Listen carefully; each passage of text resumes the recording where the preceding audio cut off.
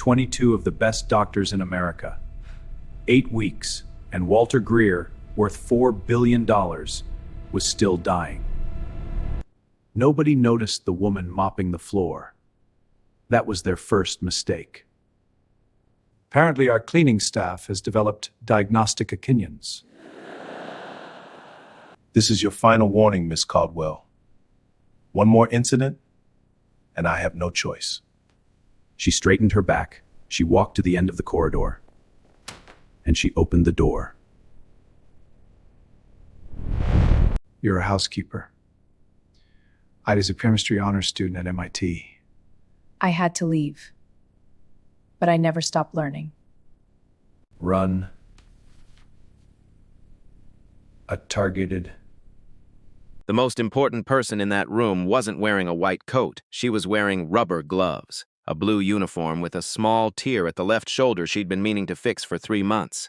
A name tag that said Rosa in block letters, which nobody ever read. She was pushing a mop across a floor that didn't need mopping, and she was the only one paying attention. Whitmore Medical Center, Boston, October 2024. The 9th floor smelled like money and antiseptic and quiet desperation. Walter Greer's suite cost $9,000 a night, which sounds obscene until you understand that Walter Greer was worth $4.2 billion and he was dying and nobody could figure out why. So $9,000 a night for mahogany panels and ambient lighting and a medical team that read like a directory of American medicine. That was just math. 22 specialists, 8 weeks, 7 formal case reviews, nothing. His liver enzymes climbed, his hands trembled, his hair came out in the specific terrible way that made the nurses exchange glances over his head when they thought he wasn't looking. His peripheral nervous system was failing from his feet upward, like someone was slowly unplugging him from the bottom. Dr. Elliot Pembroke stood at the center of it all. 60 years old, Harvard undergrad, Harvard Medical, 31 years at Whitmore. Silver hair, perfect posture, a voice calibrated over decades to project calm authority without ever needing to be raised. He reviewed the charts every morning like a general reviewing maps. He held conferences. He consulted the consultants, and Walter Greer kept dying. At 2 in the morning, the suite was quieter. The day team had gone home. The night nurses moved with the particular efficiency of people who had learned to be useful without being noticed. Machines beeped in steady, unremarkable rhythms, and Rosa Caldwell pushed her mop across the floor. She stayed close to the walls. She moved around the edges of things. The edges of the room, the edges of conversations, the edges of the lives being lived and lost on the 9th floor. 13 years of night shifts had made her very good at disappearing while remaining present. The nurses didn't see her. The overnight resident typing notes at the corner desk didn't see her. The machines didn't care. But Rosa saw everything. She watched Walter Greer's hands where they rested on the white blanket, the yellowing at the nail beds, subtle, easy to miss if you were looking at a tablet screen full of lab values instead of at the actual human being in the bed. She watched the specific quality of his hair loss, not diffuse, not the random thinning of illness or age, a pattern. Frontal recession with particular concentration at the temples, more pronounced on the right side than the left. She knew that pattern, or something in her remembered it, from a long time ago, from a laboratory that smelled like ethanol and possibility. She noted the way his legs barely moved even when the night nurse shifted him. Ascending peripheral neuropathy, starting at the feet, working upward, she mopped the floor. She said nothing, not yet. Here is something people don't understand about invisibility. It isn't the same as being absent. It's almost the opposite. When you are invisible, you are present everywhere. You are in the room during the conversation that changes everything. You are standing 3 feet away when the decision gets made. You hear the words people only say when they think no one important is listening, and you file them away. Because you have learned over a very long time that filing things away is what you do with them. That noticing is not the same as acting. That you can carry enormous amounts of knowledge in a body the world has decided is furniture. Rosa Caldwell had been invisible for 13 years. She knew things about this hospital that the chief of medicine didn't know. She knew which residents cried in the supply closet after bad nights and which ones didn't cry and were probably the ones to worry about. She knew which attending physician kept a photograph in his breast pocket and touched it every time he walked past the pediatric ward. She knew the exact schedule of every security camera on the 9th floor. Not because she was planning anything, but because her eyes had mapped them automatically the way her eyes mapped everything, the way a mind like hers could not stop cataloging a room she stood in. She filed these things away, not deliberately, just because she noticed. She had always noticed. There was nothing else to do with a mind like hers when the body it lived in was pushing a mop. Here is what that mind had looked like once. Before the mop, 2009, MIT, a laboratory on the third floor of Building 18, smelling of ethanol and ambition and the particular excitement of people who have decided that chemistry is the language the universe wrote itself in and they are going to learn to read it. Rosa Caldwell, 23 years old, stood at her bench and ran a sodium rhodizonate test with the focused ease of someone who had been born knowing how to do this. Technically, she had learned it 14 months prior, but that was how it felt. Like remembering, not learning. Professor Gerald Harlan stood behind her and watched. He was 64 years old and had taught at MIT for 31 years, and had seen, in that time, perhaps 4 students who made him feel the way Rosa made him feel, like witnessing something rare, like being present at the beginning of something important that the world did not yet know was important. "Tell me what you're seeing," he said. "Thallium," Rosa said. She didn't look up from the precipitate. The color change is unmistakable once you know what to look for. The reaction is specific to thallium ions at this concentration. Other heavy metals produce different signatures. And if you didn't know what to look for, she looked up at him then. You'd miss it. That's the point, isn't it? The most dangerous poisons are the ones that look like something else. Harland was quiet for a moment. He had the look he sometimes got, a kind of careful stillness, like a man choosing his words not because they were difficult, but because they mattered. "Rosa," he said, "I have taught for 30 years. You have a mind I have seen perhaps once in that time." He paused. "Don't waste it," she smiled. She was 23, and she had a full scholarship, and her whole life was a straight line leading forward into exactly the future she had planned. Then her phone rang. Interstate 90, a truck running a red light in the rain.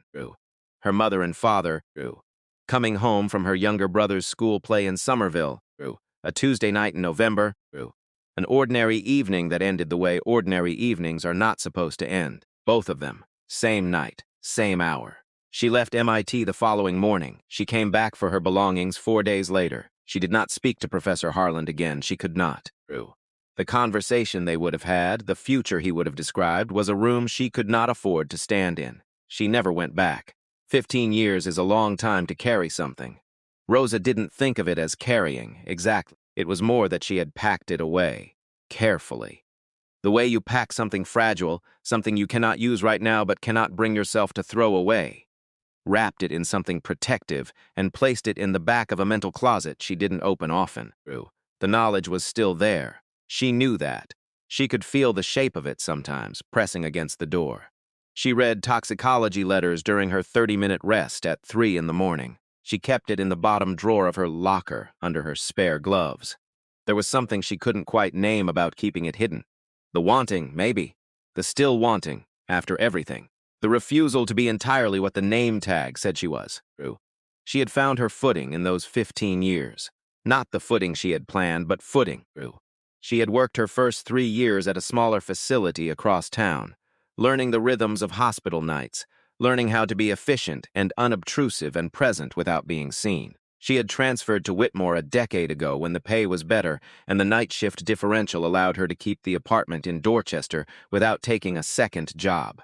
The apartment was not large, but it was theirs. Danny was 20 now, her son, studying at Bunker Hill Community College, working part-time at a hardware store in Alston with the particular dignity of a young man who had decided to be reliable before he had decided what to be reliable toward. He left notes on the kitchen table when she came home from the night shift. Notes about what was in the refrigerator. Notes that said don't forget to eat in handwriting that had not changed much since he was 12. Sophia was 17, her daughter, and furious in the specific, beautiful way of very intelligent teenagers who can feel their own potential pressing against the limits of what their circumstances allow. She wanted to study biochemistry. She had scored a 94 on her last chemistry exam and spent 20 minutes explaining to Rosa why the score should have been a 97. Rosa had sat at the kitchen table and said, "Show me the question." Sophia showed her. Rosa looked at it for approximately 4 seconds. The answer they marked correct isn't wrong. But there's a second valid interpretation of the molecular geometry that would also be defensible. Write it up formally. Reference Clayton, Chapter 9. Submit it as a written question to the department. Sophia stared at her. How do you just know that? Dinner's in the fridge, Rosa said, and went to get ready for work. She didn't think about what her life would have looked like if the phone hadn't rung in 2009. There was no version of that thought that was useful. You couldn't live forward and backward at the same time. What you could do was keep the toxicology letters in the locker drawer. What you could do was help your daughter with the Chapter 9 problem. What you could do was push your mop down the 9th floor corridor and keep your eyes open. It was a Tuesday in early September. Rosa was cleaning the bathroom attached to Walter Greer's suite. Quick, efficient, thorough. Surfaces, fixtures, the mirror that wealthy people apparently believed cleaned itself because who did they think was doing it? She worked without thinking about the work, because after 13 years the work lived in her hands, and her hands could be trusted to do it while her mind was elsewhere. She heard the door to the main room open. She didn't stop working. People came in and out all day. She had learned to be part of the architecture. Raymond, the voice was warm. Practiced warm, she noted immediately. The warmth of someone who had learned that warmth was an instrument, but she kept cleaning. You look better today, the voice continued. You really do. Rosa came to the bathroom doorway and looked into the room. He was perhaps 55, a tailored suit, the kind that cost enough to stop looking like a suit and start looking like a man wearing his own skin correctly. Salt and pepper hair, well maintained, a face that had learned to arrange itself. He was carrying a small box, black, glossy, the name Chamberlain & Sons in silver script on the lid. Imported, clearly, the kind of thing that announces itself by pretending not to. I brought your hand cream, he said to Greer. The Zurich formula, the only one that doesn't irritate your skin. Rosa went back to cleaning the mirror. She listened. The man opened the box, took out a dark glass jar, moved to Greer's bedside with the ease of someone who had done this many times before and expected to be doing it many times more. He opened the jar. The scent that came with it was subtle and expensive, and underneath it, something else. Rosa's hand stopped moving, something metallic, very faint, the kind of faint that meant it was not supposed to be there at all. She stood still in the bathroom doorway, cloth in hand, looking at her own reflection in the mirror she had been polishing. Looking like a woman cleaning a mirror, being a woman doing something entirely different. The man, whose name she did not yet know, applied the cream himself, to Greer's hands, gently, slowly. The way you touch someone you care about, or the way you perform the touching of someone you care about, and she could not from here determine which this was. The nurse at the corner smiled at her tablet. The good friend, said her expression. How nice that he has good friends. Rosa looked at Greer's hands. The nail beds, the yellowing she had been noting for 3 weeks, the particular quality of hair loss she had filed away without knowing where to file it, and the cream being worked into his skin. Weakly, she had observed. The man came weakly. Always this cream, always himself applying it, always the nurse in the corner smiling and not watching. Her brain did the thing it did, went very quiet, very still, the way a room goes quiet when something important is about to be said. Thallium, she thought. Then, no, stop! You're a cleaning woman with a 15-year-old memory and a mop. You are not a toxicologist. You do not have a degree. You have a broken locker drawer and a uniform with a tear in the shoulder, and you need to stop. She went back to cleaning the mirror. The man stayed exactly 18 minutes. She clocked it without trying. He said the right things in the right order. He left at the right time. Not too long, not too brief. The precise duration of a caring friend who understands that sick people tire easily. Nurse picked up her tablet again. Rosa picked up her cloth, but the quiet in her brain did not go away. It settled, like something that had been waiting for a long time for something worth settling into. That night in the break room, 3:14 in the morning, the building at its deepest quiet. Rosa sat alone with her sandwich and the particular fluorescent loneliness of an institutional break room at that hour. She told herself she was going to watch something on her phone, something uncomplicated, something that asked nothing of her. Instead, she found herself typing, thallium poisoning, symptoms. She read for 20 minutes. She did not need 20 minutes. She needed about 4. Peripheral neuropathy. Starting at the extremities, progressing upward. Check. Distinctive alopecia, hair loss following a specific pattern rather than general thinning. Check. Nail changes, including yellowing and the formation of what toxicologists called Mies lines, horizontal white bands that appeared as the exposure continued. Check. Gastrointestinal distress in earlier stages. Cognitive changes as the neurological involvement progressed. True. Both present in Greer's charts, which she had seen 3 weeks ago when she was cleaning the monitoring station and the screen was angled toward her, and she had a memory that did not release things it had seen. She set her phone face down on the table. Thallium. Colorless. True. Odorless. Absorbed through skin contact with particular efficiency when delivered in a lipid-based carrier medium. A lipid-based carrier medium, like a hand cream. She sat very still. Her hands, she noticed, were not shaking. That was unusual. When she was frightened, her hands shook.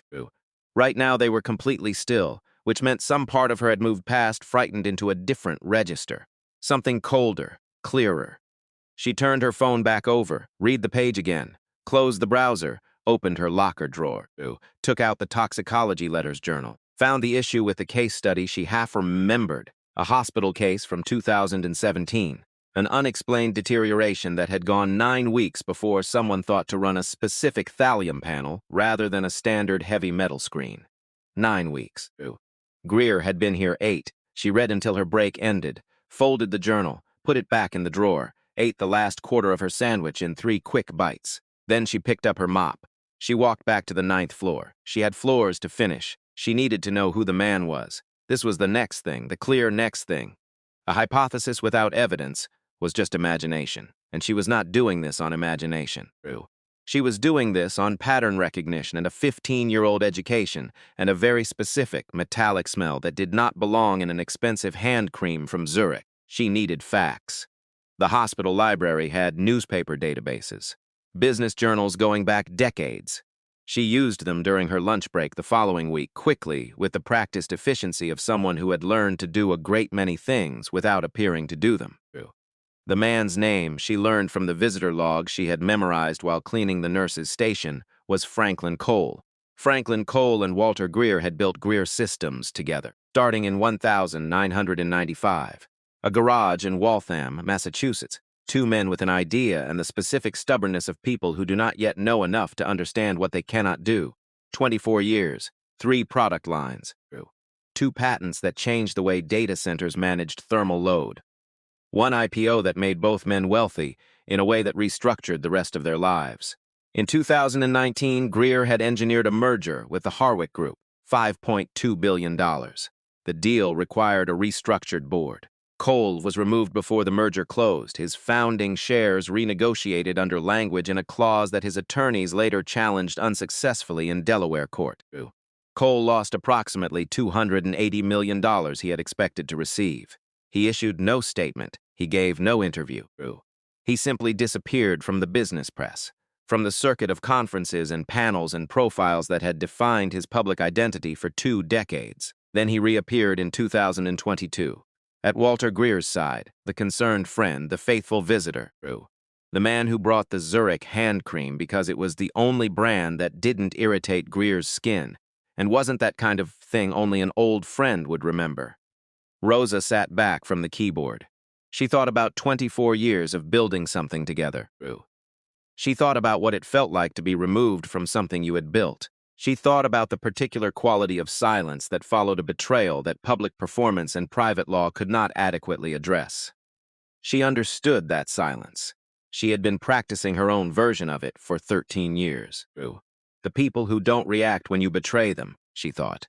Those are the ones you should be watching most carefully.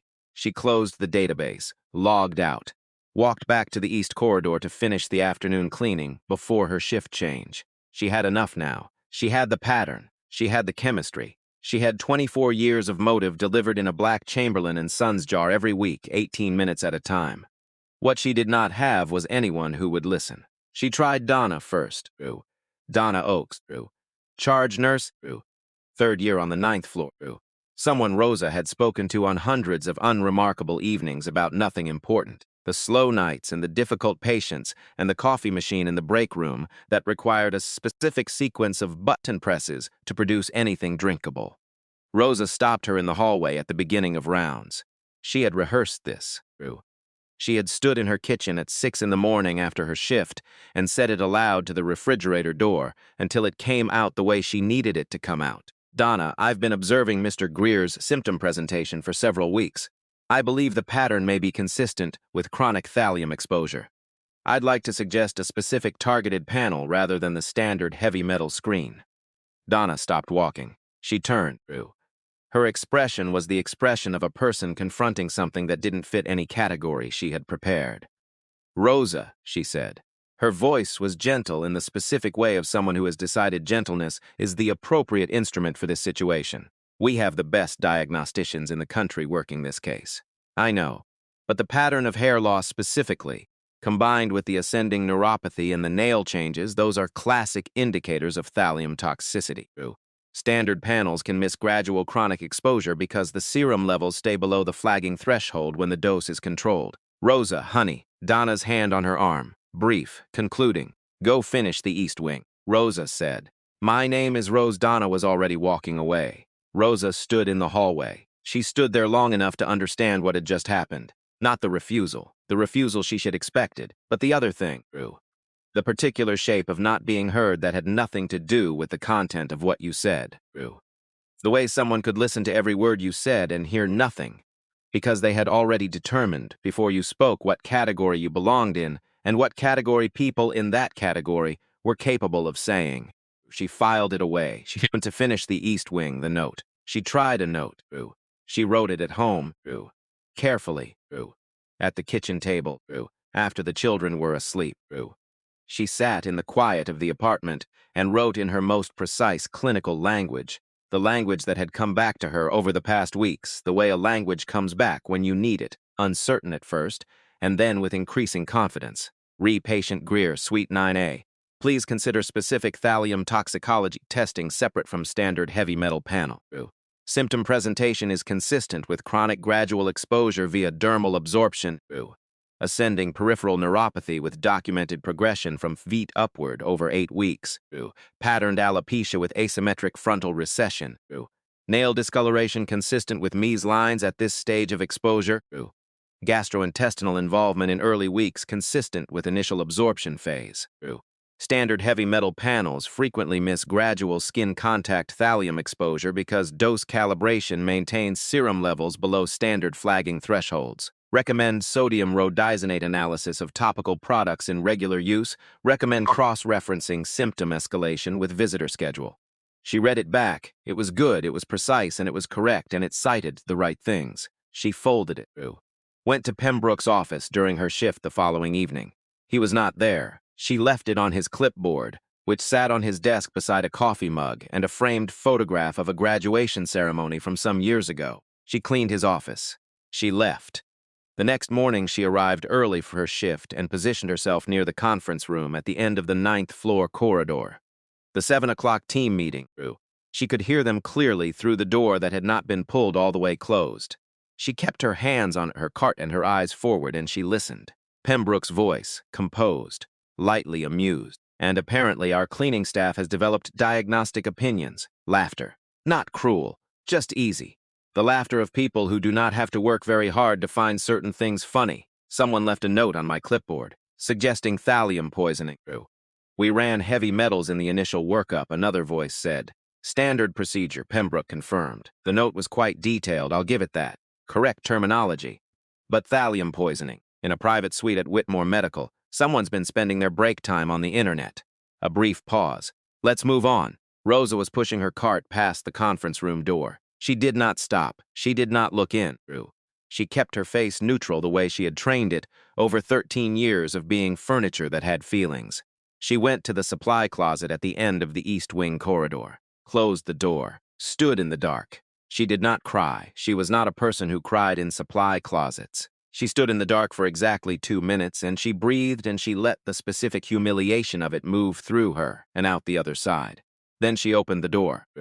She picked up her cart. She went back to work. She knew there was only one path forward now. Not a note, not a conversation in a hallway. Evidence, irrefutable, specific, the kind that could be put on a table and could not be laughed at because it was not a suggestion or an opinion but a result. She needed to sample the cream, and she needed to test it. She waited 2 days. She watched Cole's pattern with the attention of someone who had nothing to do in a room but watch. He came on Tuesdays and Fridays, between 10 and noon. The same routine every time. The same jar, the same 18 minutes, the same nurse in the corner who had been there long enough to find him unremarkable. On a Wednesday night, 17 in the morning, Rosa was assigned to Greer's bathroom during the shift when the nursing team was focused on a deterioration event 2 rooms down. The room was not precisely unattended, but the attention was elsewhere. She worked quickly. She had a sterile cotton swab in her pocket, taken from the supply closet 3 days earlier and sealed in a small zipped-up bag from the cafeteria. She took a small sample from the interior rim of the Chamberlain jar on the bathroom shelf, a fraction of a gram, less. She transferred it to a specimen cup, also from the supply closet. Sealed it. Put it in her pocket. She finished the bathroom. She straightened the towels. She refilled the soap dispenser. She pushed her cart back into the corridor and rode the freight elevator to the basement, the supply room on the sub-basement level. She had cleaned this room 240 times. She knew every shelf. She knew what was stored where and what chemical properties each cleaning compound had, and how those properties would behave when combined, because she was a woman who had once earned top marks in advanced toxicology. And that was not a thing that left you just because life went a different direction. She worked in the far corner. Away from the overhead camera she had memorized the position of on her first week at Whitmore. The same week she had memorized the positions of all the cameras on all the floors. Not because she had been planning this, but because her mind was a room that filled itself whether she asked it to or not. She mixed solutions with the precision of someone who had performed this reaction in a professional laboratory 16 years ago, and whose hands remembered what her conscious mind had to work to retrieve. The sodium rhodizonate reaction, modified for field conditions, adapted to what was available. She watched color change. She watched for a full minute. She watched it from 3 angles. She looked away and looked back. She pressed her knuckles against the shelf edge very hard so that her hands stayed still and she could see what she was seeing clearly, still positive. She took out her phone, photographed from 3 angles, each with the timestamp visible, checked the photographs. The color change was unambiguous even on the small screen. She stood in the subsbasement supply room at 1:52 in the morning. She was right. She had been right. She let herself have exactly 1 moment of that. 1 full moment of standing in the basement of a building that had made her invisible for 13 years. Knowing something the 22 most qualified specialists in American medicine had spent 8 weeks failing to know. 1 moment. Then she put the phone in her pocket and picked up her cart and went back upstairs. She had 3 more rooms to finish before her shift ended. She went home at 6:38 in the morning. The apartment smelled like Danny's coffee, and the vanilla candle Sophia burned when she studied late, and the particular warmth of a home that is small but genuinely occupied by people who think about each other. There was a note on the kitchen table. Danny's handwriting. Careful, deliberate, the same handwriting that had not changed much since he was 12 years old. Mom, made eggs this morning. Covered them so they're still warm. Just turn the burner on low for a minute. Also, Sophia has a chemistry thing tomorrow she's nervous about. Maybe call her before your shift. Don't forget to eat. I mean it this time. Love, D. Rosa stood at the table. She read the note twice. 20 years old. Community college, hardware store, notes about eggs and phone calls and eat the food. 20 years old, and the center of gravity of his daily life still included. Is my mother going to remember to eat? She sat down. She looked at the photographs on her phone again. The color change, the timestamp, 1:52 a.m., Wednesday, October 9th. She thought about what she had and what she still needed. She had the test result. She had 43 days of observations in the notebook she kept inside the journal. She had the correlation between Cole's visits and every documented symptom escalation, cross-referenced with dates she had memorized from the charts she had seen on the nurse's station screen. She had everything except someone who would listen, and she had a final warning from security, and she had rent, and she had Danny's eggs on the stove. She turned the burner on low, waited the minute, ate the eggs standing at the counter because some mornings that was the kind of morning it was. She looked out the kitchen window at Dorchester Street below. Early light, gray going to gold, a garbage truck moving slowly. A woman walking a dog, both of them at the unhurried pace of creatures who have somewhere to be but are in no particular hurry to get there. Rosa thought about Walter Greer in his $9,000 room, dying, slowly, carefully, by someone who had known him for 24 years and had studied his habits with the patience of a man who had nothing left to lose, because he had already lost the thing that mattered most to him. And she was the only person in that building who knew why. Because she was invisible, because no one watched the invisible woman, because the invisible woman was always there, at the edges, filing things away, and this time what she had filed away was the answer to a question that 22 brilliant people had been asking for 8 weeks. The specificity of it almost made her laugh. Almost. She washed the plate, put it away, went to check on Sophia, who was asleep in her room with her chemistry notes spread across the bed, her face still holding the tension of someone who had been studying until late and had fallen asleep mid-worry. Rosa looked at her daughter for a moment, 17, brilliant, furious in the right way. The Northeastern application deadline was in January. She was going to get in. Rosa knew this with the same certainty she knew the sodium rhodizonate result. She went to her own room, set her alarm. Before she closed her eyes, she thought about who she could still try. She had been through the 9th floor team in her mind. The senior specialists were unreachable without credentials she didn't have. The nurses had already demonstrated their position. Pembroke had laughed. But there was one person she had not tried. A resident, 3rd year, dark red hair, County Clare accent that came through when she was tired, the compact efficiency of someone who had grown up understanding that the world did not automatically make space for you and had decided to make space for herself. The only person on the 9th floor who had ever said, "Excuse me," to Rosa's cart instead of pushing past it. The only person who looked at the cart and saw it connected to a person, Dr. Cyorcy Daly. Rosa closed her eyes. Tomorrow, she decided. After the call to Sophia, before the shift. She had one more door to try. She was going to knock on it. She lay in the dark of her bedroom with the alarm set for 3:45 p. She was not immediately asleep. She rarely was on the hard mornings. She thought about Professor Harlan saying, "You have a mind I've seen perhaps once." She thought about standing at the bench in Building 18 and the color change in the precipitate, and knowing the way you know things that have become part of you. Exactly what she was seeing. She thought about the supply room at 1:52 in the morning, and a phone with 3 photographs, and a color change that was not borderline. She thought about a clean white blanket and hands with yellowing nail beds and a man who did not know he was dying of something findable. Something she had found. They don't see me, she thought. 13 years of walking past me. I am less visible than the equipment, less noticed than the machines, but I see everything, and right now, tonight, that might be the only thing standing between Walter Greer and his grave. She closed her eyes. She let the thoughts settle. She slept. She found Dr. Daly at 11 o'clock on a Wednesday night. Not by accident, by calculation. Rosa had spent 4 nights watching the residence patterns the same way she watched everything, from the edges. Without appearing to watch, Dr. Cyorcy Daly ate late. Always the same small table in the 7th floor break room. Always tea instead of coffee. Always alone. Not lonely.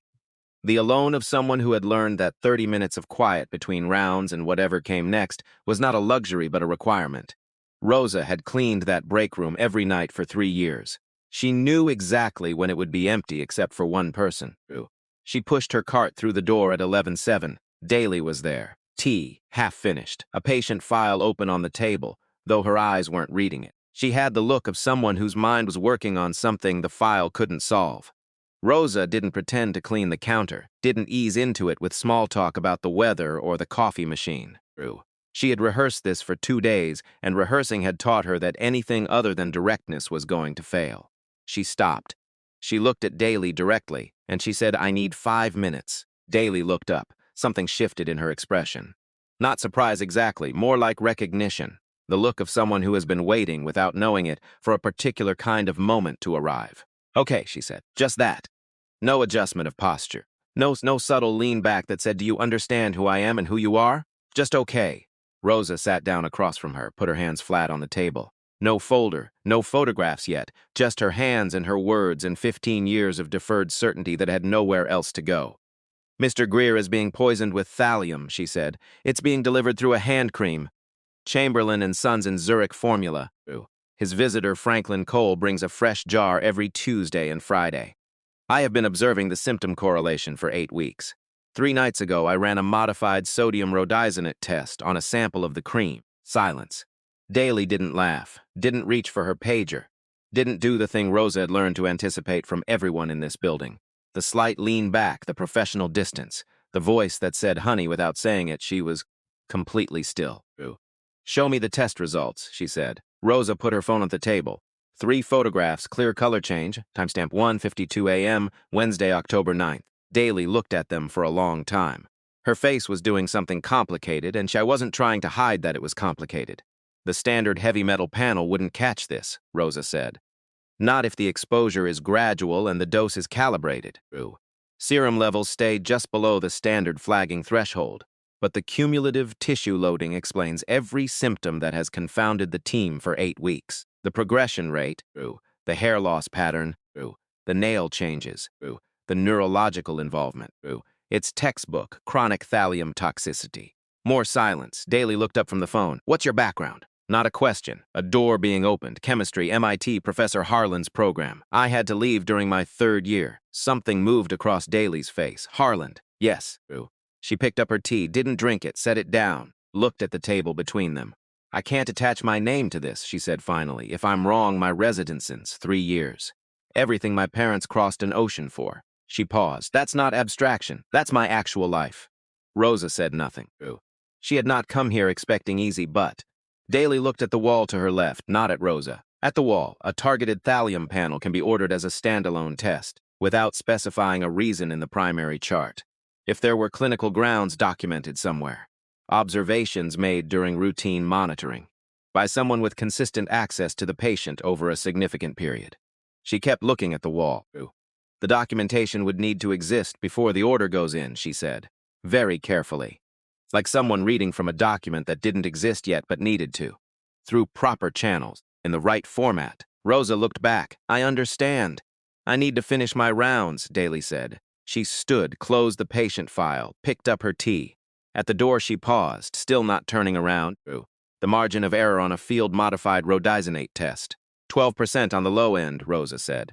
The result I observed was not a borderline case. Daly left. Rosa sat alone in the break room. The fluorescent light hummed. Her cart waited by the door. The half-drunk tea sat on the table where Daly had left it. She thought that was not a yes. That was a door opened 1 inch in a hallway full of locked doors. And I will have to walk through it alone. She stood up, pushed her cart back into the corridor. She still had 6 rooms to finish before 6 a.m. She went home that morning and did not sleep immediately. She sat at the kitchen table with her notebook open, the one she kept inside the toxicology letters journal, folded flat 43 entries in her careful handwriting. She read through every entry from the beginning. September 4, patient 9A, yellowing at nail beds, right hand more pronounced than left. Hair loss pattern, frontal recession asymmetrical. Periorbital puffiness noted during morning observation. September 11, Cole visit 10:43 to 11:1. Cream applied by Cole directly to patient's hands, duration of application 4 minutes, specific attention to between fingers and wrists. Nurse on duty did not observe application closely. September 18, symptom progression. Leg tremor noted during nursing reposition. Patient reported numbness in feet to night nurse Reyes, charted as possible diabetic neuropathy. 43 entries, 8 weeks. The symptom curve mapped against Cole's visits with the terrible precision of a proof. Every variable accounted for.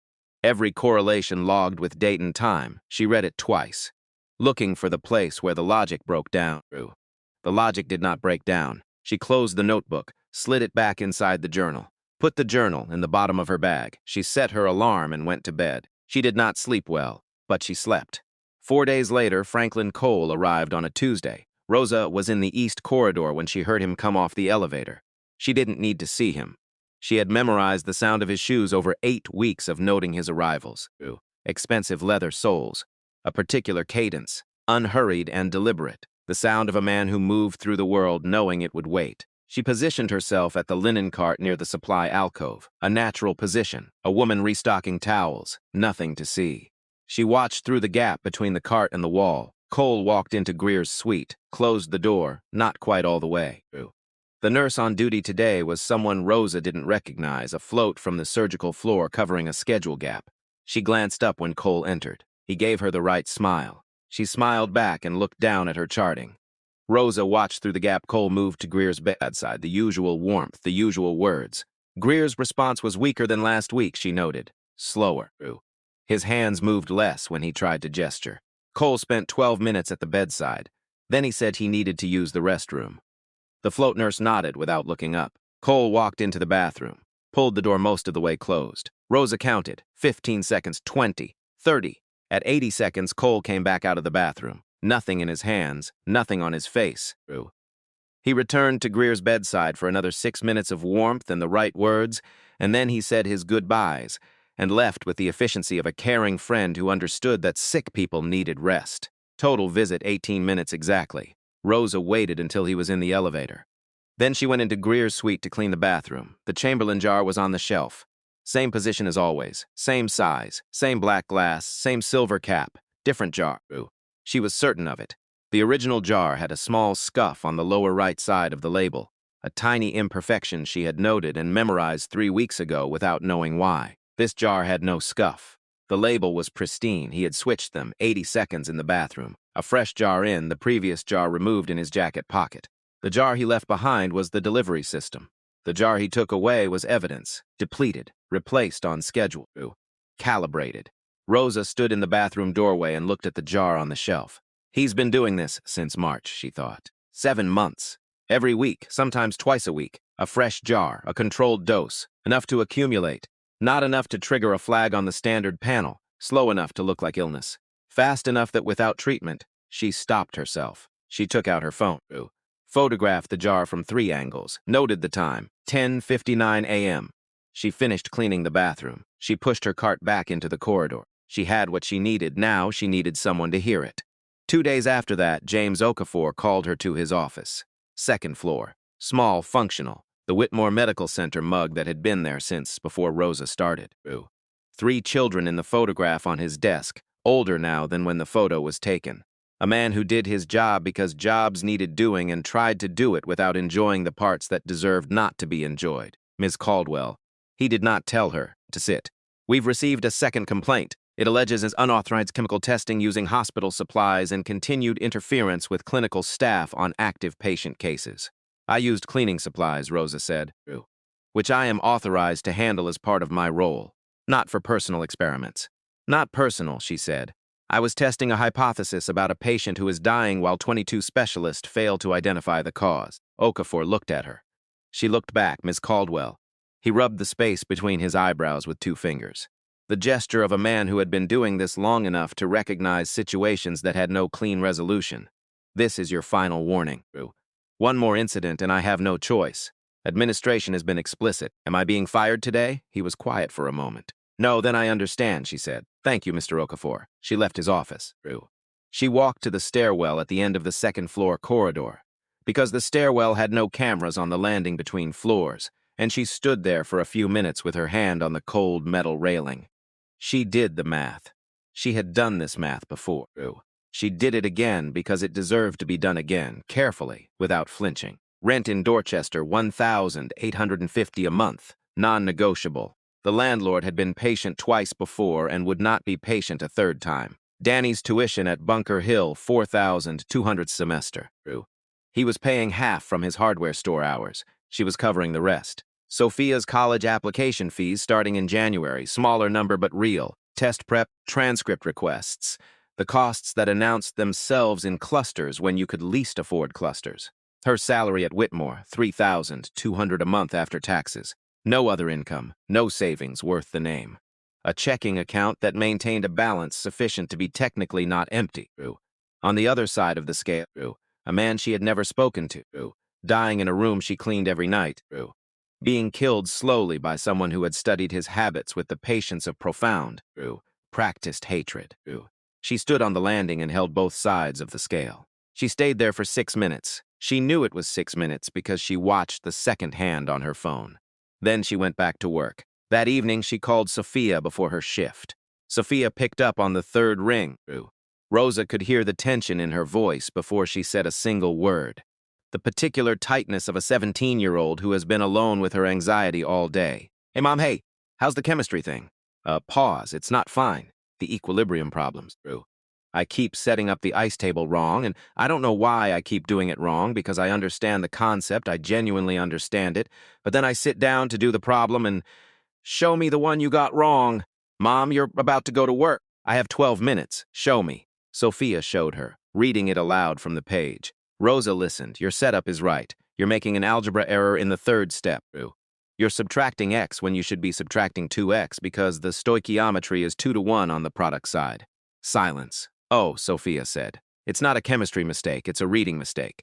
Slow down at step 3. More silence. Then, Mom, how do you know this? Rosa was quiet for a moment. I paid attention once, she said. A long time ago, and then I kept paying attention even when it didn't seem to matter.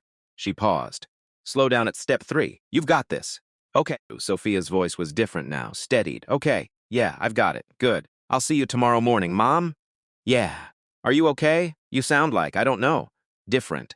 Rosa looked at the wall of the break room where she was sitting with her phone and her 5 minutes before the shift started. I'm okay, she said. I'm working something out. Okay, Sophia said, not entirely convinced. Eat something tonight. Danny already told me that this morning. Because we both know you. Rosa smiled, just slightly. Good night, baby. She hung up, sat for another 30 seconds, then stood up and went to start her shift. The shift was quiet until it wasn't.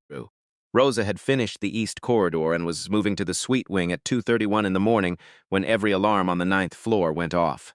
Not one, not a routine single monitor alert. Multiple alarms, overlapping, the specific layered sound of a body losing multiple systems in rapid sequence. The sound the 9th floor made when something was no longer a medical mystery but a medical emergency. Code, blue, she stopped her cart.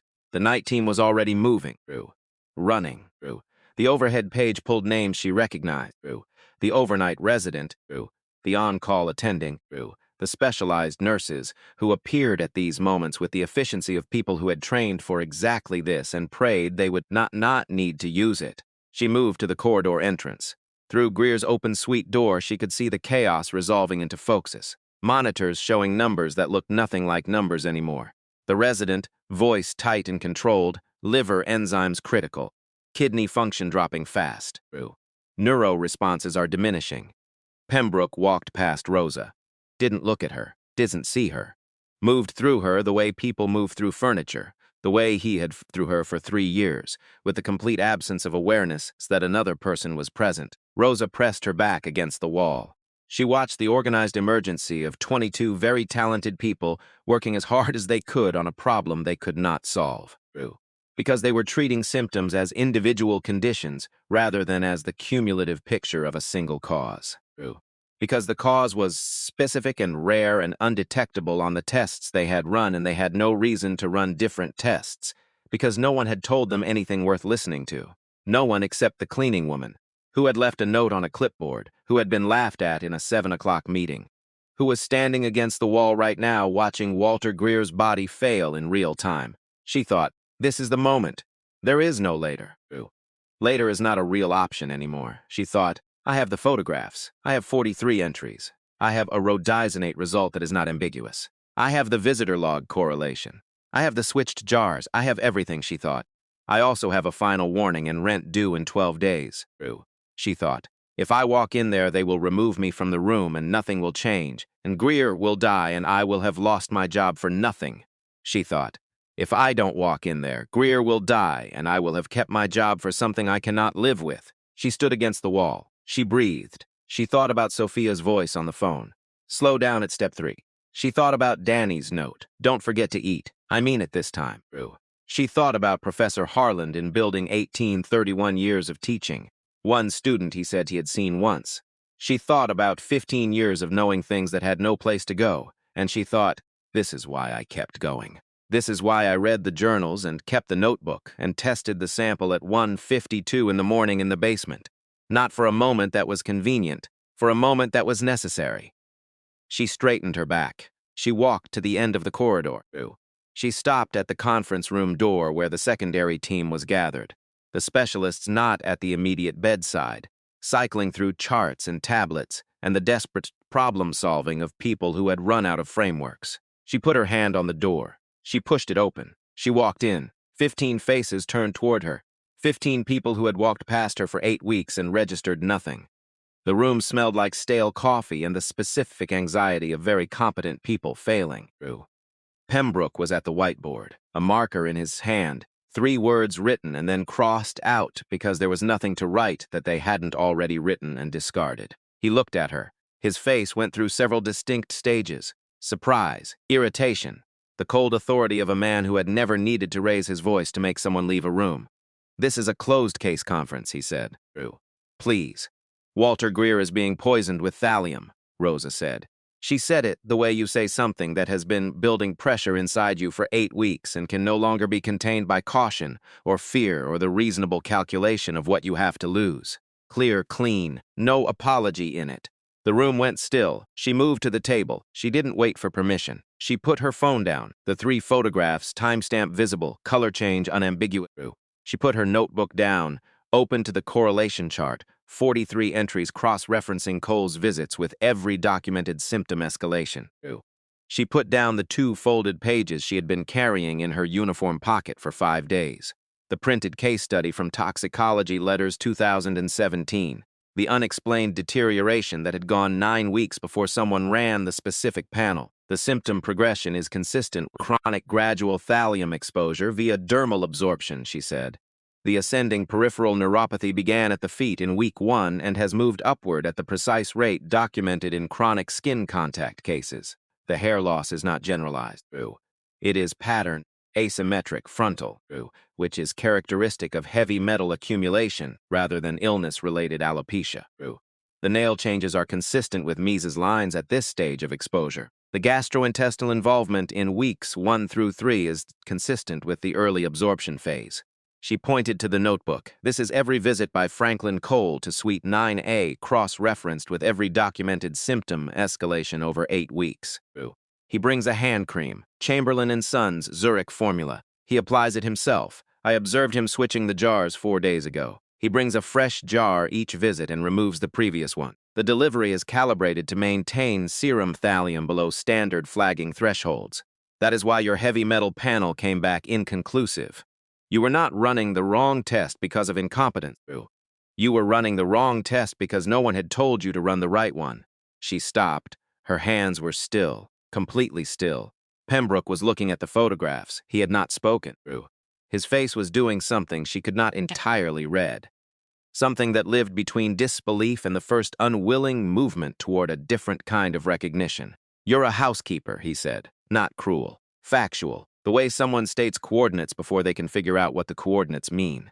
"I was a chemistry honors student at MIT," Rosa said. She held his eyes. "Professor Gerald Harlan's advanced toxicology seminar.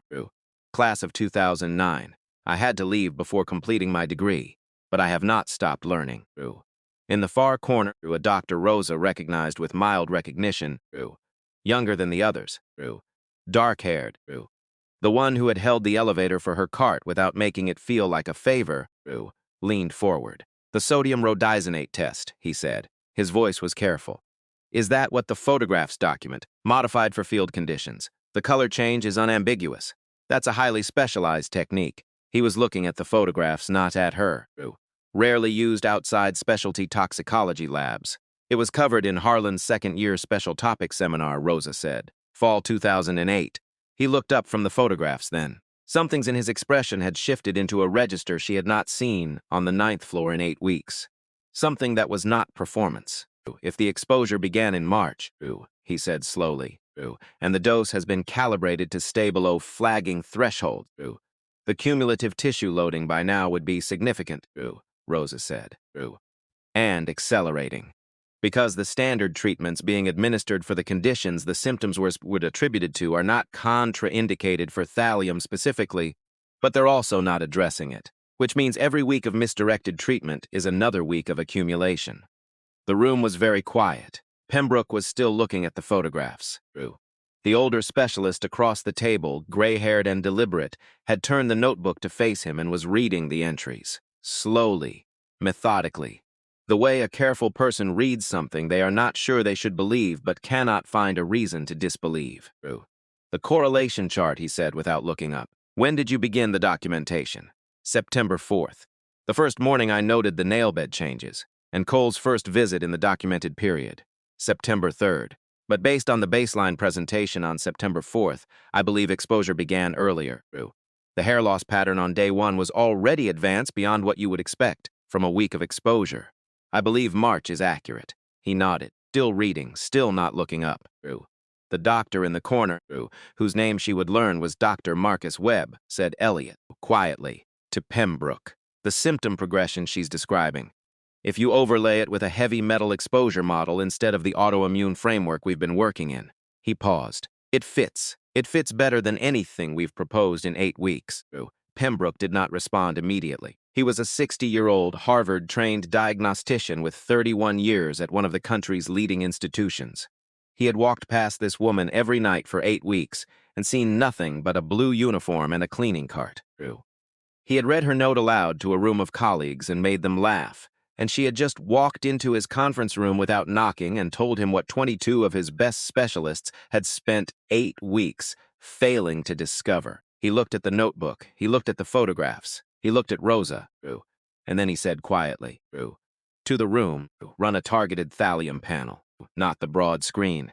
Specific, full hair analysis for the past 90 days and get security on the phone. He paused and tested the hand cream. Webb was already moving. 2 other specialists followed. The room shifted into the particular purposeful motion of people who have been given a direction after too long without one. Rosa stepped back from the table.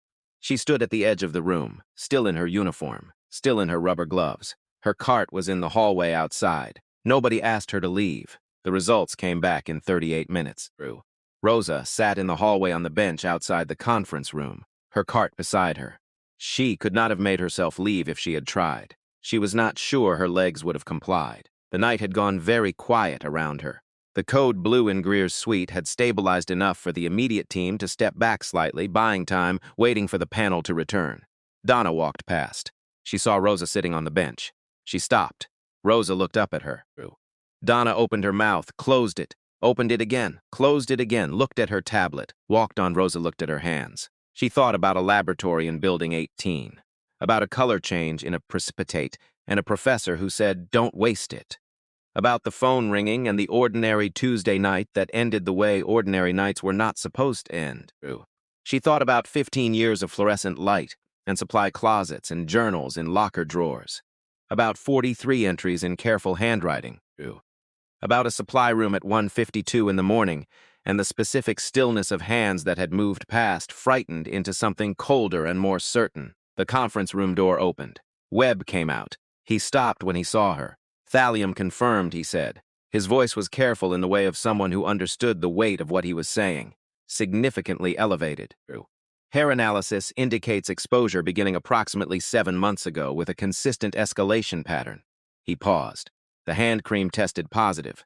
Thallium sulfate in a dermal absorption base specifically formulated to maximize skin uptake. Rosa said nothing. "The FBI has been contacted," he continued. "There's an agent, Walsh, who has apparently been running a parallel investigation related to Greer Systems' corporate matters. She's already on her way." Silence. "You were right," Webb said. 3 words. They landed in the hallway between them with a weight that 3 words usually didn't have. "How is he?" Rosa said, stable. "We're administering Prussian blue. It's the correct antidote." A pause, and in the pause she heard the acknowledgement that was too complicated to say directly. That they had not known the correct antidote until 38 minutes ago. That they had not known because they had not known what they were treating. That they had not known because they had not listened to the woman in the hallway. "He's stable," Webb said again. "For now. We think we got there in time." Rosa stood up. She picked up her cart. "Are you—" Webb stopped himself, adjusted. "Is there anything you need?" She thought about this, actually considered it. "I have 3 more rooms to clean before my shift ends," she said. "I'm going to do that." Webb stared at her. She pushed her cart down the hallway. She cleaned the rooms, room 9C, then 9E. Then the supply alcove at the end of the corridor that nobody remembered to clean unless Rosa remembered, which meant it was cleaned only when Rosa cleaned it, which meant it was hers in the specific way that neglected things become yours when you are the only one who tends to them. Her hands moved with the automatic efficiency of 13 years. Surfaces, fixtures, floors. The choreography of work that had lived in her body long enough to require nothing from her conscious mind. And her mind was quiet, not the sharp, focused quiet of problem-solving. Something softer. The quiet of a thing that had been held under pressure for a long time, finally released. Not triumph, not relief exactly. Something more like the feeling of having told the truth in a room where truth was difficult, and having it land. She finished 9E. She took her cart to the freight elevator. She rode down to the basement. She clocked out at 6:23 a.m. She sat in her car in the parking garage. Not because she needed to, just because she wanted to mark it. The before and the after. The specific difference between the person who had walked into work at 5 o'clock the previous afternoon and the person sitting in this car now. The city outside was beginning to wake up. She could hear it even in the garage. The first garbage trucks, the first buses, the particular quality of early morning light that came through the concrete levels as a gray promise of something warmer. She started the car. She drove home through Dorchester. She parked on her street. She walked up the stairs to the apartment.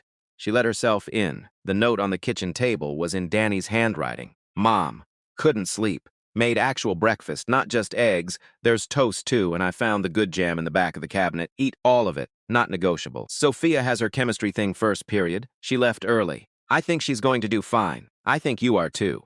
Love, D. Rosa stood at the kitchen table. She read the note once, then she sat down. She ate all of it. The eggs and the toast and the good jam from the back of the cabinet. She ate slowly. She looked out the kitchen window at the Dorchester Street, going gold in the early light. She thought, he's still alive. She thought, I didn't let the cost stop me. She thought, slow down at step 3. You've got it. She got up, washed the plate, put it away, went to her room, lay down, closed her eyes, and for the first time in 8 weeks, she slept without any part of her still working.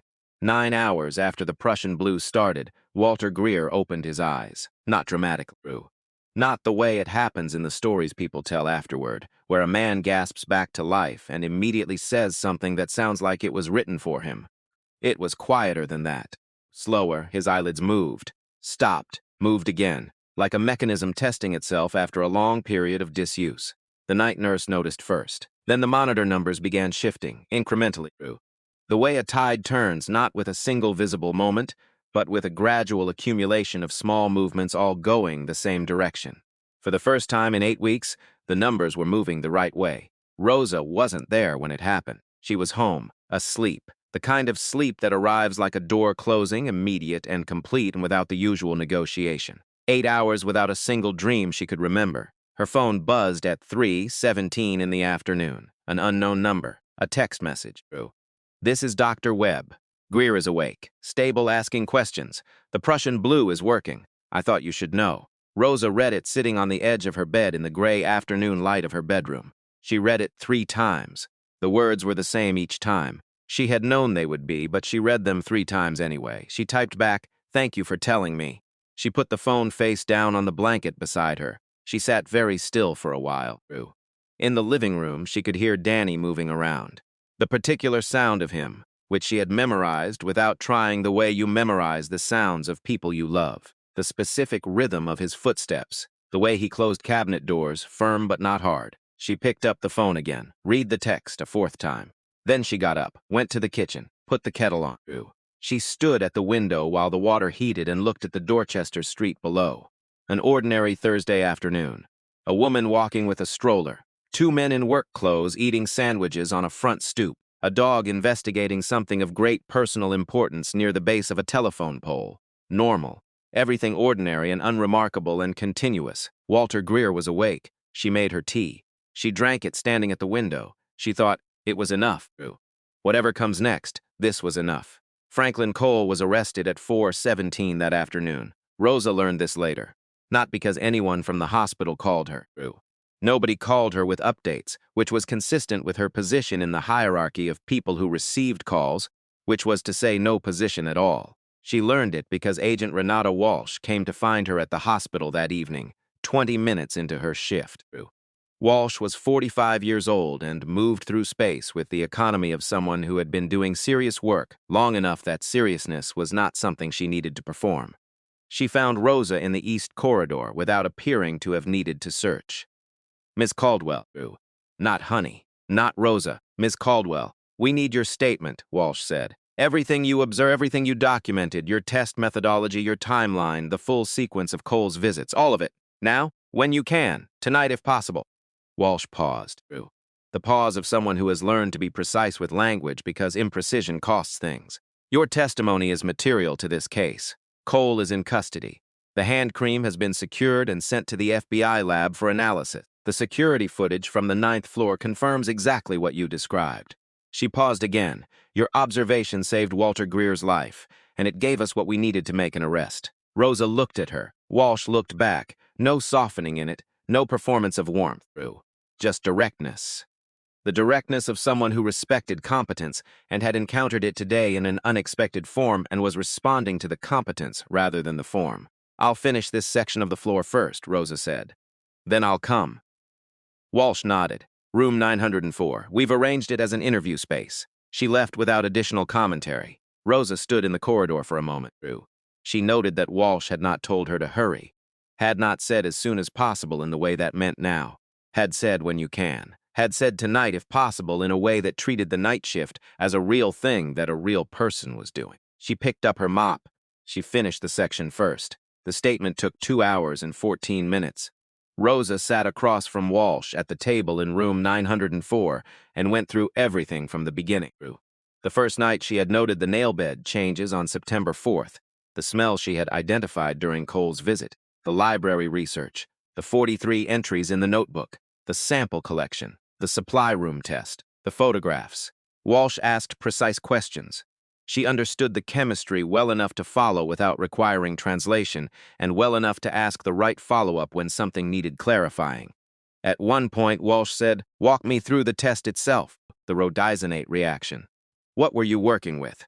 Rosa walked her through it, the compounds, the modification for field conditions, the color change and what it indicated and why it was specific to thallium ions at that concentration, and not to other heavy metals that might produce superficially similar results. Walsh listened without interrupting, wrote things down in a notebook with the same focused attention Rosa used in her own notebook. When Rosa finished, Walsh said, "You ran this at 1:52 in the morning in a hospital basement with cleaning supplies, modified cleaning supplies." "Yes. And the last time you performed this reaction in a controlled laboratory setting, 2008, MIT, Professor Harlan's Advanced Toxicology Seminar." Walsh wrote something, looked up. 16 years, yes, and the result was unambiguous, yes. Walsh looked at her notes. Then she looked at Rosa. Something in her expression that was not quite any single thing, but contained several things at once. Respect and a particular kind of professional recognition, and something adjacent to anger that was directed not at Rosa but at a situation. "Miss Caldwell," she said, "the thallium concentration in the hand cream is not a crude formulation. It was prepared by someone with specific knowledge of dermal absorption rates and the thresholds used in standard heavy metal panels. This was designed by someone who knew what they were doing, to look like something other than what it was." "I know," Rosa said. Cole consulted a chemist, Walsh continued. "We've already identified the individual, former pharmaceutical researcher. He'll be charged as a co-conspirator." She paused. "The point is that the preparation was sophisticated. It was specifically designed to evade detection. It evaded detection because people were looking in the right places with the wrong specific test," Rosa said. "Not because it was undetectable. Because no one had reason to run the targeted panel. No one was looking for thallium. Because no one had suggested it. Because no one had listened when it was suggested." Walsh held her gaze. "I know," she said, simply, without deflection. They were quiet for a moment. "Cole's motive," Walsh said. "I can share the broad outline. The merger in 2019, the board removal, the financial losses. He spent 2 years after that in what appeared to be acceptance. He re-established the friendship. He positioned himself carefully. He was patient." She paused. "The plan was not to kill Greer. The plan was to incapacitate him, to produce a deterioration serious enough that Greer would agree to transfer medical decision-making authority. With that authority in place, Cole had legal mechanisms ready to move on the Harwick merger renegotiation and recover a significant portion of what he had lost."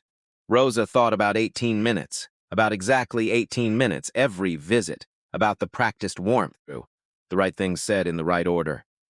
"He came back as a friend," she said. "He came back as the most dangerous kind of enemy," Walsh said. "The kind that looks like a friend."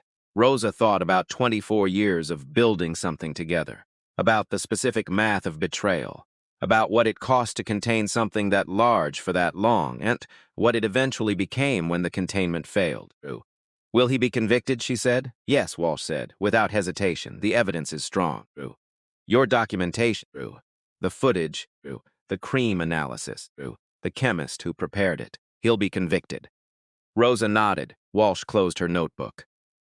Rosa considered this. "No," she said. "Thank you." Walsh stood, extended her hand. Rosa shook it. Dr. Webb mentioned you have chemistry credentials, Walsh said. Incomplete, but significant. Yes, that seems like a waste, Walsh said. Not unkindly, just directly. The directness of someone who said what they thought because they had learned that imprecision cost things. She left. Rosa sat alone in room 904 for a moment. Then she gathered her things and went back to her floor. She had 4 rooms still to finish.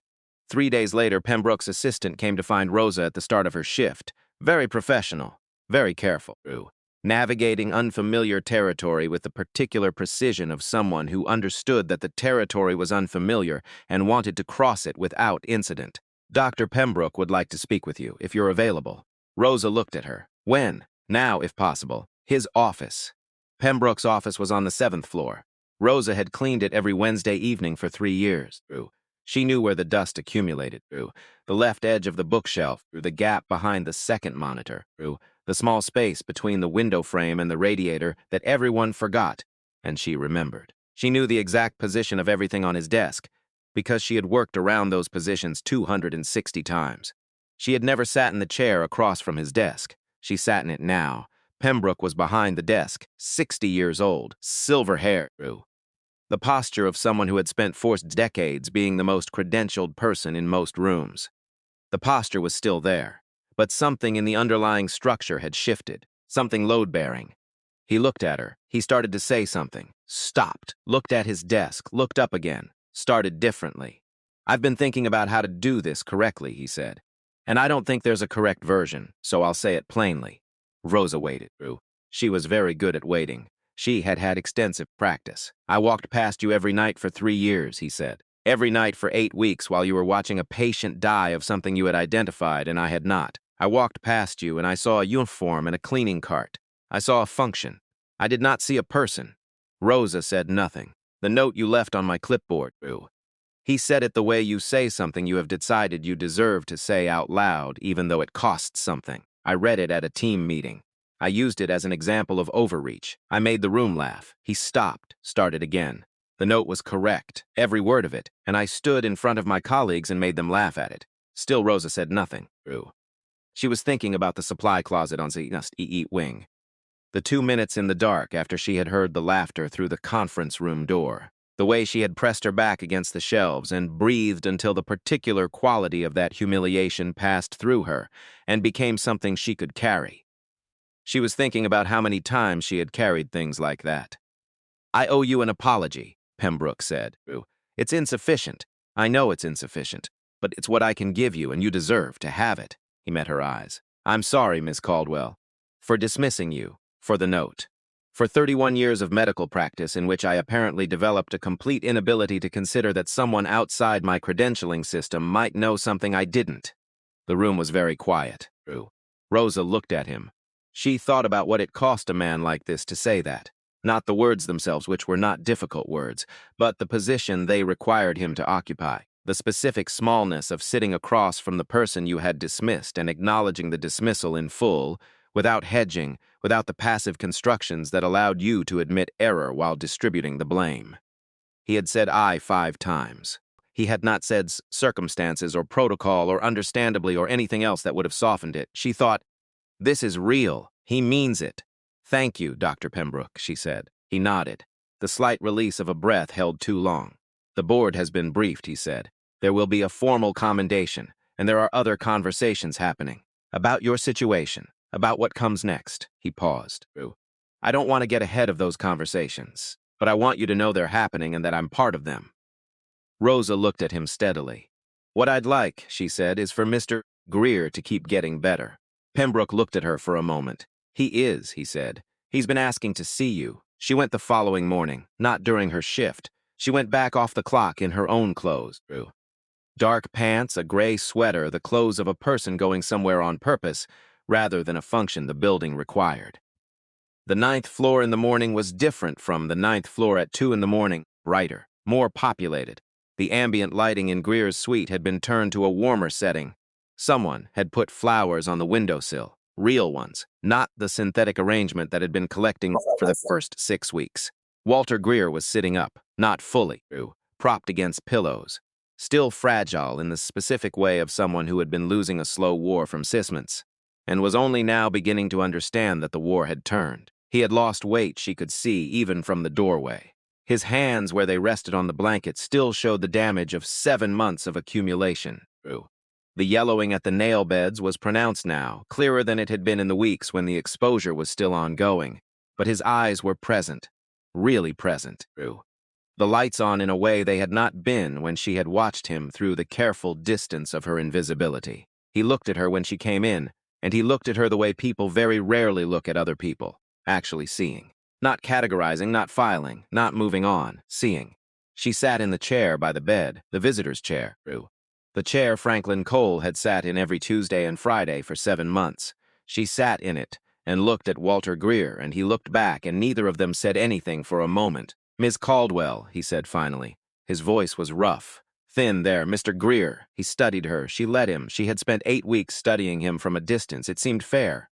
"Pembroke told me everything," he said. "The notebook, the test in the basement, the conference room." He paused. His voice required more effort than he was used to spending on speech. 8 weeks. Yes, while you were cleaning my room. Yes. He was quiet, looking at his hands on the blanket, at the nail beds she had been cataloging since September 4th. "Why?" he said. "Just that? Not why did you do it with its implication of heroism or calculation? Just why?" The whole open question. Rosa thought about how to answer this. She had been thinking about it since Walsh's text 3 days ago. She had tried several versions of the answer in her mind and discarded them one by one. "Because I knew why you were dying," she said finally. "And knowing without acting, I couldn't have lived with that," she paused. "It had nothing to do with who you are or who I am. It was just true, and I knew it. And knowing true things and choosing not to act on them. That's not something I'm built for." Greer looked at her for a long time. "Pembroke told me you were at MIT, he said, for 2.5 years, and then your parents died. Yes? And you left? Yes? And then 13 years cleaning hospital floors." Rosa looked at him. 13 years paying attention, she said, gently but clearly. He held her gaze. Something shifted in his expression, not pity, something more careful. "I built my company from a garage," he said. 1,995, just me and Frank. He stopped. Did not say Cole's name again. "I remember what it felt like to be the person in the room that nobody took seriously. To know something and have no credentials to make anyone believe you knew it." He paused. "I forgot that. I forgot what that felt like from the inside. Somewhere in the building of things, I forgot where I had started." Rosa said nothing. "I want to do something," he said. "I want to be precise about what I mean. It's not payment. There is no payment for what you did. But I want to create something, a fellowship, for people like you. People who had to stop when they should not have had to stop, whose education was interrupted by circumstances that had nothing to do with their ability or their commitment." He looked at her directly. "Starting with you," he said, "if you'll let me." Rosa was quiet. She was looking at the flowers on the windowsill. White, something simple, she didn't know the name. She was thinking about Building 18, about the smell of ethanol and ambition, about a bench and a precipitate and a professor who said don't waste it and a phone that rang and 15 years of everything that came after. "What does that mean?" she said. "MIT," he said, "full funding, living stipend sufficient for your family's needs. Childcare covered for however long you need it. The practical obstacles removed." He paused. "My office has already been in contact with the chemistry department. They're very interested in having you back. As it turns out, identifying a thallium poisoning in a hospital supply room using field-modified toxicology techniques gets a department's attention." Rosa looked at him. "My daughter is applying to biochemistry programs." "I know," he said. "My foundation reviews scholarship applications. I recognized your last name when her file came through." A pause. Her personal essay is about watching her mother maintain scientific expertise under circumstances that would have destroyed most people's relationship with their own knowledge. She's extraordinary. She's going to get in. Rosa looked at the window. Her throat was doing something she didn't have space for in this room. "The fellowship," Greer continued. "After you, I want it to go to others. I want it named for you. The Caldwell Science Fellowship. For people who kept going when the system stopped making room for them. People who maintained knowledge without credentials. Who carried expertise the world refused to recognize." He paused. "You are not the only one. I know that now. I should have known it before." Rosa looked back at him. She thought about the supply room at 1:52 in the morning. She thought about 43 entries. She thought about the journal in the locker drawer and the textbook with the cracked spine, and Sophia asking, "How do you just know that?" and the answer being 15 years of refusing to let go. "Yes," she said, "just that. Because some things didn't need more." Greer nodded.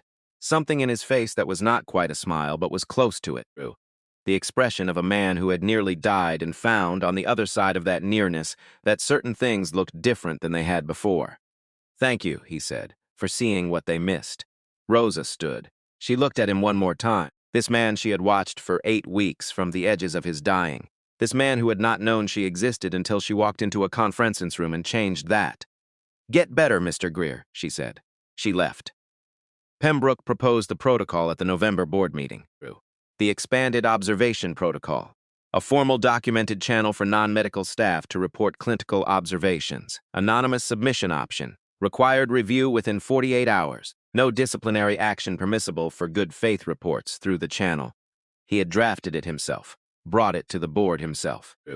He presented it with the conviction of a man who had discovered a specific flaw in his own construction and had decided, at 60, that it was not too late to address it. The board passed it unanimously. Rosa was not at the board meeting. She was cleaning the 9th floor. She learned about it from Webb, who told her in the hallway that same evening with the straightforward delivery of someone who had decided that Rosa deserved to be told things directly. "The protocol passed," he said. Pembroke pushed it through himself.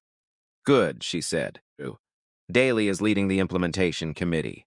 That makes sense." Webb looked at her for a moment. "You know, when you walked into that conference room," he said, "I thought Pembroke was going to have security remove you." "So did I," Rosa said. "What made you open the door anyway?" She thought about this, about standing against the wall at 2:31 in the morning listening to monitors and doing the math of what she had to lose against what she could not live with. "The math came out the same way every time I ran it," she said. "I ran it about 8 times in 2 minutes." Webb was quiet for a moment. Then, "Good math." She smiled just slightly. She pushed her cart down the hall. Daly called that same evening. After midnight, which was when Daly called when she called, because Daly operated on the schedule of someone for whom midnight was a reasonable time to do ordinary things. "The protocol passed," she said. "Webb told me." "Good." A pause. "I wanted to tell you myself." Another pause, longer. "I should have done more." "When you came to me in the break room," Rosa thought about the break room, the tea, the looking at the wall. The door opened 1 inch. "You did what you could," Rosa said, "in the position you were in. You gave me what you had. It wasn't enough. It was the piece I needed." Rosa paused. "Sometimes that's what enough looks like. Not everything. Just the piece someone needs. Silence on the line." "Good luck with MIT," Daly said finally. "Good luck with the protocol," Rosa said. They hung up. Rosa stood in her kitchen at 12:40 in the morning. The apartment quiet around her. The vanilla candle Sophia had left burning on the kitchen table, almost down to the wick. Danny's jacket hung on the back of the chair the way it was always hung on the back of the chair. She stood in the middle of her ordinary kitchen in the middle of her ordinary night, and she felt underneath all of it something she had not felt in a very long time. Not relief, not triumph, not the resolution of a problem, just rightness. The particular quality of having told the truth in a room where it was difficult to tell the truth and having it matter. She blew out the candle. She went to bed. She went back to MIT in January. The acceptance letter was formal. A student ID followed, an orientation schedule. A welcome email from the chemistry department chair that was 3 paragraphs long and referenced her work twice with the specific enthusiasm of an academic who had been given a very good story and found it clarifying. But the moment that felt real came earlier. A Tuesday morning in the first week of January, 3 weeks before classes started. Rosa drove to Cambridge and parked near Building 18 and sat in her car for a while, looking at it through the windshield. The building was exactly the same. Of course it was. Buildings did not alter themselves to mark the distance of a person's absence. It had been here the whole time, doing its work, indifferent to the 15 years between her last visit and this one. She got out of the car. She walked to the entrance, the front entrance. She pushed the door open and walked through it and stood in the lobby. The smell hit her first. Ethanol, ambition. The slightly different cleaning product than they had used in 2009. But underneath it, through it, the same fundamental smell of a place where people came to learn things that mattered. She stood in the lobby for a moment. A student walked past her. Young, backpack, thermos. The forward momentum of someone with somewhere to be. He didn't see her. Rosa smiled. Old habit, but different now. It would always be there, probably. She had been practicing it for too long for it to simply stop. But it was not the whole story anymore. It was one layer of a more complicated truth. She was registered as a student here. She had a student ID in her wallet that said Roses Caldwell and did not say her function or her floor assignment or the name of her supervisor. She had a lab assignment starting in 3 weeks and a faculty advisor who had emailed her 4 times with reading recommendations, Blake's patience and the energetic specificity of someone who had been waiting for this particular conversation for longer than they knew. She was visible and invisible at once, both true, both hers. She walked through the lobby. She took the stairs to the 3rd floor. She stood outside the door of the laboratory where she had run a sodium rhodizonate test in 2008 and a professor had told her something she had carried for 15 years. She put her hand on the door. She pushed it open. Empty now, morning before classes, equipment on the benches, the ordered arrangement of a laboratory at rest, the smell exactly as she remembered it. She stood in the doorway for a long time. Then she went back downstairs and drove home. She had dinner to make and a daughter to call and a shift that started at 5. But she had stood in the doorway, and that was something. June 2026. The ceremony was on a Thursday afternoon, which was an ordinary Thursday, which was the right kind of day for something like this. Sophia was in the audience. 19 years old, first year at Northeastern studying biochemistry, already in a productive disagreement with her organic chemistry professor about reaction mechanisms that Rosa had heard described at length over 3 separate phone calls. Furious and brilliant and going to be extraordinary. Danny stood beside her, 21 years old. He had transferred from Bunker Hill to UMass Boston in the fall, studying civil engineering, his face holding the particular expression of a young man who had started to understand the shape of the life he was going to build. He was holding his phone up to record. He had been holding it up since before the ceremony started. He was going to have a great deal of footage of Rosa's back and the back of people's heads, and at least 2 minutes of the overhead light fixture, and it did not matter at all. Rosa's name was called. She walked across the stage. She took the diploma. It was a piece of paper. Heavy stock, her name in the formal type, the MIT seal. A piece of paper that represented something that had taken 15 years longer than it should have to arrive. She looked out at the audience. Found Sophia first, because Sophia was sitting up very straight the way she sat when she was trying not to cry and not succeeding. Found Danny, phone up, waving with his free hand in a large and completely undignified way. She thought about a phone ringing in Building 18 in November 2009. She thought about an apartment in Dorchester and a locker drawer with a journal in it and a supply room at 1:52 in the morning. She thought about a conference room door and putting her hand on it. She thought about $9,000 a night and a mop and a name tag that said Rosa in block letters and rubber gloves and 13 years of paying attention when nobody was watching. She thought none of it was wasted, not one day of it. She walked back to her seat. Her office at Whitmore's was small. 4th floor, research wing, the expansion that had been completed 18 months before, a desk. A window that looked onto the courtyard rather than the street, which she preferred. A whiteboard. Equipment she had cleaned around for years, now hers to use. She had started in the role 3 months after the events of October. Initially on reduced hours was while her MIT coursework occupied most of her time, then full-time as the degree completed and her role expanded. She was formally a research toxicologist now. The title was on the door and on her badge and in the hospital directory. The badge was not blue. It did not say Rosa in block letters. It said Dr. Rosa Caldwell and the department name and the floor.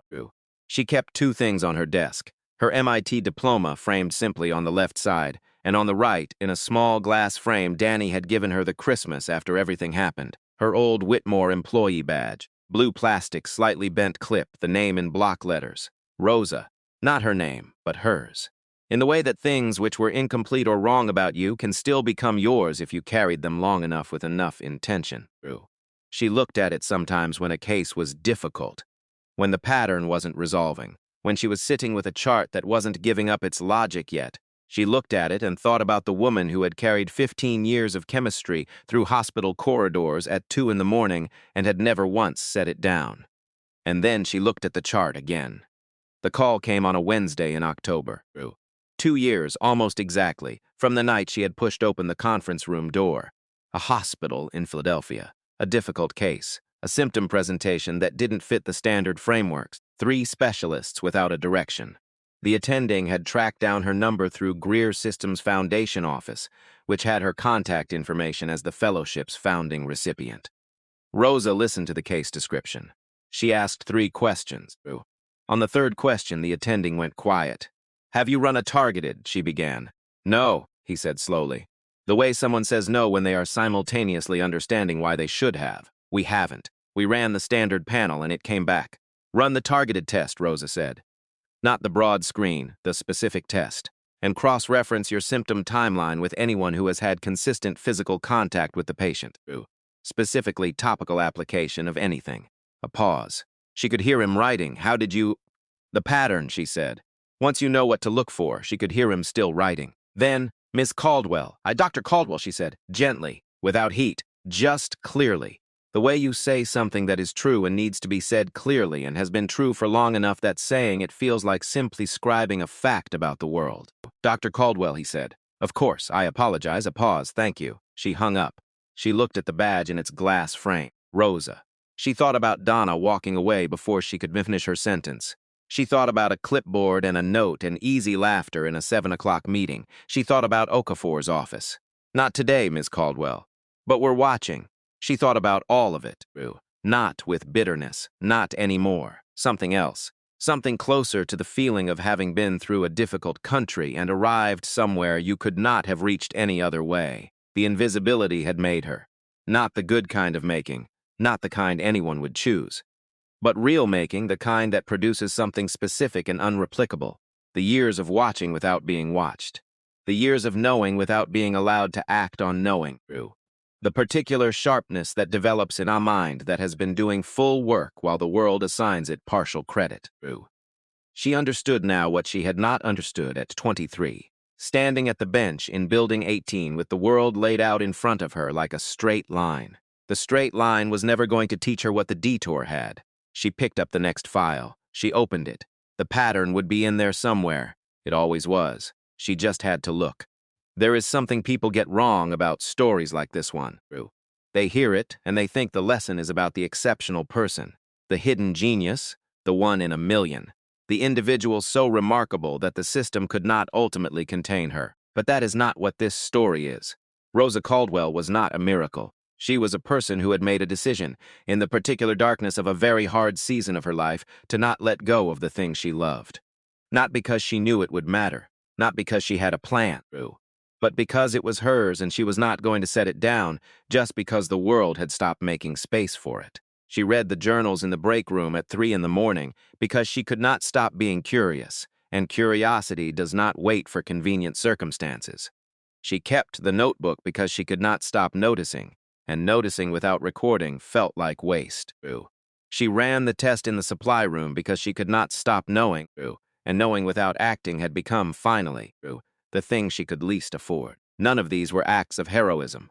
They were acts of stubbornness, the specific stubbornness of a person who's decided that what they are does not require external permission to continue existing. And the invisibility. The invisibility was not incidental. It was the instrument, because the invisible woman was always in the room, because the invisible woman heard everything.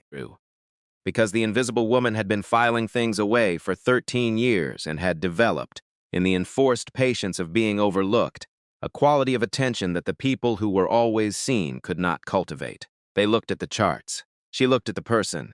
They ran the panels. She watched the pattern. They held the conferences. She stood in the corridor and listened and understood what the conferences were missing.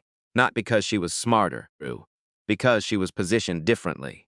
Because the view from the edges, the view from the floor that everyone steps over on the way to the work they consider important, is a view that shows you things the center cannot see. The furniture. The furniture is always watching. And sometimes when it matters most, the furniture is the only one who knows. Rosa Caldwell kept going, through the note on the clipboard and the laughter it produced. Through Donna's turned back and Okafor's final warning. Through the parking garage and the math that she ran 8 times and that came out the same way each time. Through the conference room door. She kept going because she was built that way. Because Professor Harland had seen it in her, before she had fully seen it in herself and named it, and the naming had stayed even when everything else was taken away. And because on some level she could never fully articulate, she understood that the knowledge was not hers alone. It never had been. It belonged to everyone who would be helped by it being used. It belonged to Walter Greer, who did not know her name and whose life she saved anyway. It belonged to Sophia, who was going to be extraordinary. It belonged to Danny, who left notes on kitchen tables about eggs and jam, and I think you're going to be fine. It belonged to every person who would come after her through the Caldwell Fellowship, the people with interrupted educations and full minds, and the specific dignity of someone who has kept something precious alive under difficult conditions. It belonged to all of them. She had simply been the one holding it, and she had refused for 15 years and then one more night in a supply room and then one conference room door to let it go.